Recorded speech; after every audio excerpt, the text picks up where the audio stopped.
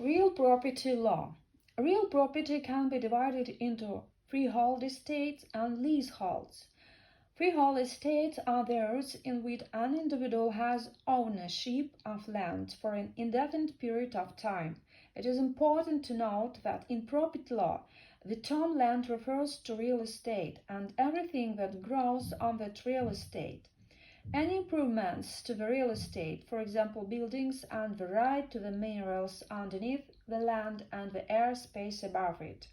There are generally three types of freehold estate in English-speaking jurisdictions: the fee simple, the life estate, and the estate pour outre vie.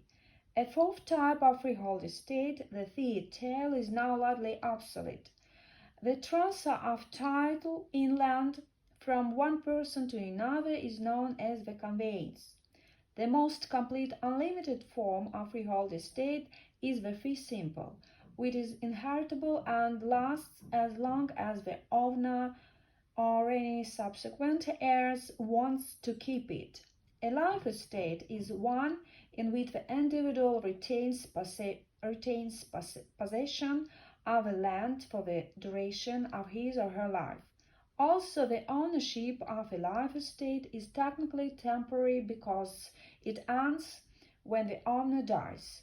It is treated as complete ownership, fee simple, for the duration of a person's life. The estate pour outre vie is similar to the life estate, but differs in that it is measured by the life of someone other than the grantee, to whom an interest in the real property is conveyed by a grantor. An example of an estate pour outre vie would be a landowner who wishes to leave property to a charity in her will, but to enjoy tax savings during her life. She could formally donate the property, but retain possession during her own life, a life estate, and specify that she wants someone, for example her husband, to be able to remain in the property should he outlive her, estate pour outre vie. In common law jurisdictions, leasehold interests in land are sometimes classified as personal property, along with tangible property such as goods and titles. Leaseholds are property interests of limited duration and are generally created through a lease, a contract for exclusive possession in return for which the tenant pays the landlord or landlady a specified rent or compensation. A license is like a lease, but is generally for a shorter period of time, usually less than 12 months.